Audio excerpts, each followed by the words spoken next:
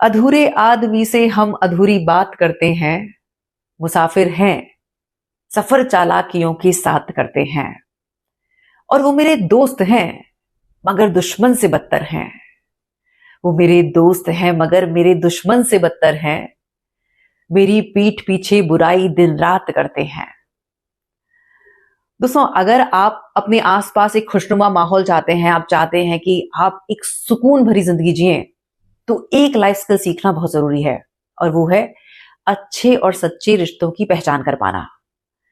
आज इस वीडियो के माध्यम से हम सीखेंगे कि कैसे इन 5 संकेतों को समझकर हम अपने आसपास अच्छे लोगों की परख कर पाए और जो ईर्ष्या और जलनखोर लोग हैं उनसे पर्याप्त दूरी बना पाए।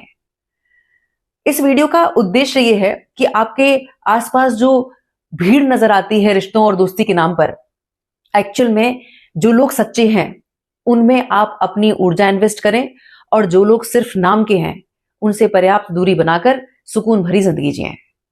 तो पहला संकेत जो है वो है कि आप नोटिस करेंगे एक व्यक्ति जो आपसे ईर्ष्या करता है, जलन करता है, उसके मुंह पर किसी खास व्यक्ति का दिन रात चर्चा रहता है। वो हमेशा उसकी तारीफ करता है, उसके परिवार की प्रशंसा करते हुए थकता नहीं है।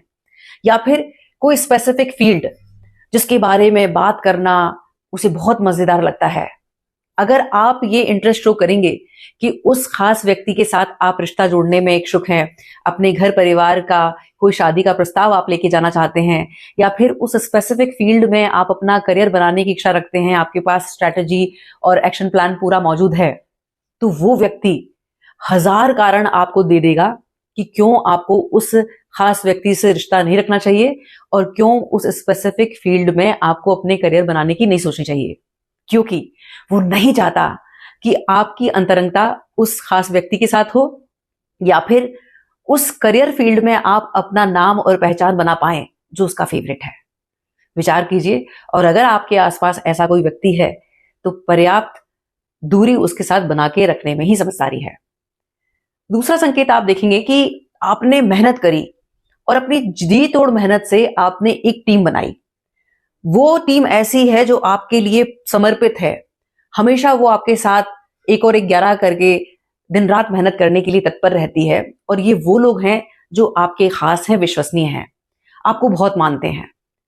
अब जो व्यक्ति आपसे ईर्ष्या करेगा, चाहे वो आपका दोस्त है, चाहे वो कोई खास रिश्तेदार, वो ये जानता है कि इसकी ग्रोथ के पीछे ये वही मेहनत है जो उसने अपनी लीडरशिप स्किल के माध्यम से जो टीम बनाई है, वो इसकी बहुत बड़ी स्ट्रेंथ है। तो अब वो डायरेक्ट तो आपका कुछ बिगाड़ नहीं पाएगा, वो आपकी जड़ें खोदने का प्रयास करेगा, आपके उस ग्रुप को तोड़ने की कोशिश करेगा, उस टीम को तोड़ने की कोशिश करेगा और उसको आपके पीठ पीछे भड़काएगा। वो आपके एम्प्लॉयज से मिल सकता है, और अगर आपके एम्प्लॉयज ये कहते हैं कि हम लोग बहुत ब्लेस्ड हैं, हमें बहुत अच्छे सर या मैम मिले हैं, तो वो कभी इस बात पे हामी नहीं भरेगा। वो ये कहेगा कि हाँ, वो तो मेरा दोस्त है, लेकिन वो बहुत ब्लेस्ड है क्योंकि उसे तुम्हारी जैसी टीम मिली है, तुम्हारे जैसा एम्प्लॉय मिला है। लेकिन मुझे तुम्हारे लिए बहुत दुख होता है। तुम्हारे भीतर जो पोटेंशियल है वो एक बहुत अच्छा मुकाम डिजर्व करता है, और यहां जो तुम्हें मिल रहा है उसका 4 गुना तुम डिजर्व करते हो। मैं चाहता हूं कि तुम एक अच्छी पोजीशन पे हो। उसके साथ मेरी दोस्ती है, लेकिन तुम्हारे साथ मेरा जो प्यार व्यवहार है वो भाई या बहन वाला है। अगर तुम बोलो तो मेरी बहुत सारे कॉन्टेक्ट्स हैं, मैं वहां तुम्हारी बात कर सकता हूं।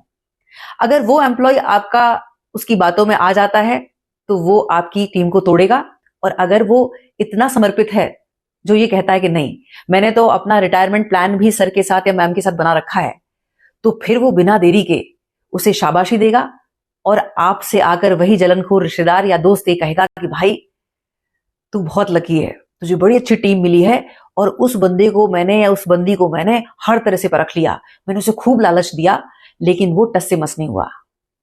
वो टेस्ट नहीं ले रहा था, उसने सारे प्रयास किए तोड़ने के, लेकिन जब वो असफल रहा तो उसने अपनी आपके सामने छवि बनाने का प्रयास किया है।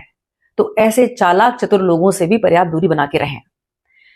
तीसरे पॉइंट में आप नोटिस करेंगे कि आपने बहुत मेहनत करी, एक खास मुकाम पर आया। अब आपके जो पसंदीदा आपके फ्रेंड्स हैं, आपके कुछ रिलेटिव्स हैं जिन्हें बहुत अच्छा लगता है आपकी सफलता के बारे में बात करना। अब ऐसे में उस भीड़ के बीच में आपका वो जलनखोर रिश्तेदार या दोस्त बैठा हुआ है, और जहां आपके स्पार्क की बात हो रही है, आपकी लाइट की बात हो रही है, तो वो लाइट उसे बहुत परेशान करेगी। अगर आपने बहुत अच्छा पैसा कमाया है, आपका घर, गाड़ी, मकान, दुकान सब कुछ बहुत बढ़िया चल रहा है और लोग आपकी प्रशंसा कर रहे हैं, तो वो इस तरह की कुछ बात कहेगा कि पैसे का क्या है, मैं पैसे को वैल्यू नहीं देता, और पैसे का क्या है, पैसा तो एक प्रोस्टिट्यूट भी कमा लेती है। सही मायने में अगर व्यक्ति कुछ कमाता है तो इज्जत कमाता है, जो मैंने कमाई है। और अगर आपने समाज में कुछ ऐसा काम किया है जिसमें आपकी इज्जत है, आपको लोग सम्मान देते हैं, तो कहेगा कि भाई मेरे बस का नहीं है ये तलवे चाटना। उसने जो कमाया है तलवे चाट के, चमचागिरी करके और मीठी मीठी बातों से। तो अगर ऐसा भी आपके आसपास कोई व्यक्ति है जो आपकी प्रशंसा के बोल बर्दाश्त नहीं कर पाता है, तो उस व्यक्ति से भी पर्याप्त दूरी बनाने में ही समझदारी है। चौथी जो संकेत है एक जलनखोर ईर्ष्यालु व्यक्ति की परख के, वो ये है कि आपका कोई इवेंट है, आपने अपने उस इवेंट के लिए सोशल मीडिया पे पोस्ट डाली, वो सारे अपडेट्स तो लेगा, लेकिन मजाल है कि उस पोस्ट को लाइक कर दे। या फिर आपने किसी ऐसे इवेंट में उसको इनवाइट किया जहां आपको सामाजिक तौर पर मान सम्मान मिल रहा है, तो आप नोटिस करेंगे कि वो खास दोस्त या रिश्तेदार उस समय ये कहेगा कि यार उस दिन तो मैं आउट ऑफ टाउन हूं, आई विश मैं वहां होता। या फिर वो उस इवेंट में तो आएगा, लेकिन अपने आप को इतना बिजी शो करेगा, कांस्टेंट कॉल पे रहेगा, आपके लिए जो तालियां बज रही हैं, आपके लिए जो अच्छे शब्द बोले जा रहे हैं, वो उससे बर्दाश्त नहीं होगा, और वो ये एक्सक्यूज देगा कि एक्चुअली में मेरी एक अर्जेंट मीटिंग है और मुझे निकलना पड़ेगा, ऑल द बेस्ट, और वो कहकर निकल जाएगा।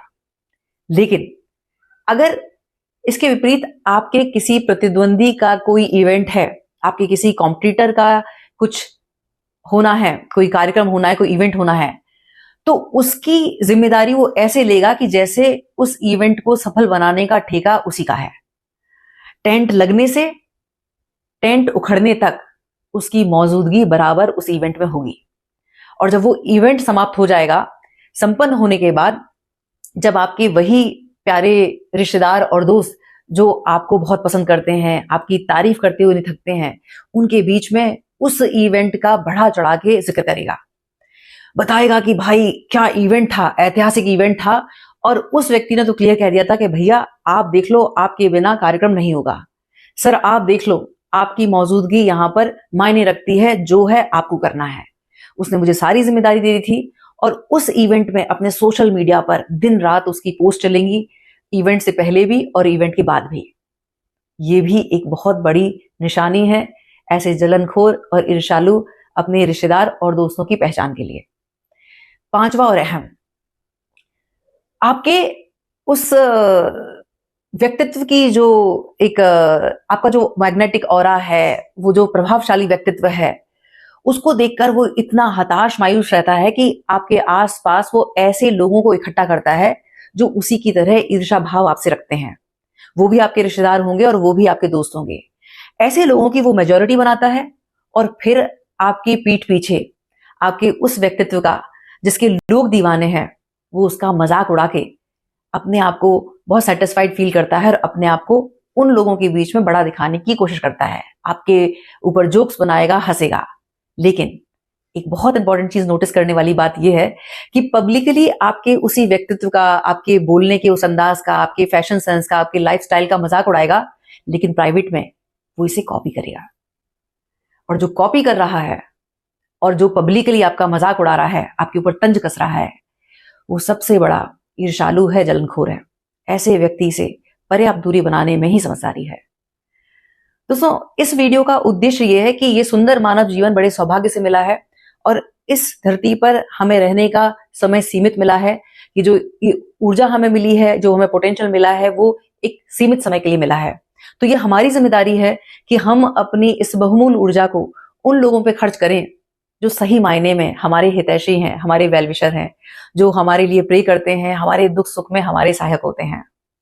अंत में मैं ये बोलना चाहूंगी कि मुझे नहीं आती पतंगों सी चालाकियां, गले मिलके गला काटूं, ऐसा मांझा नहीं हूं मैं। और मुझे ऐसे ही लोग पसंद आते हैं जो दिल से सच्चे हैं और सहायक हैं। तो अपने आसपास ऐसे लोगों की कद्र करें जो वाकई ही आपके वेलविशर हैं, और जलनखोर लोगों से पर्याप्त दूरी बनाएं। विचार कीजिए।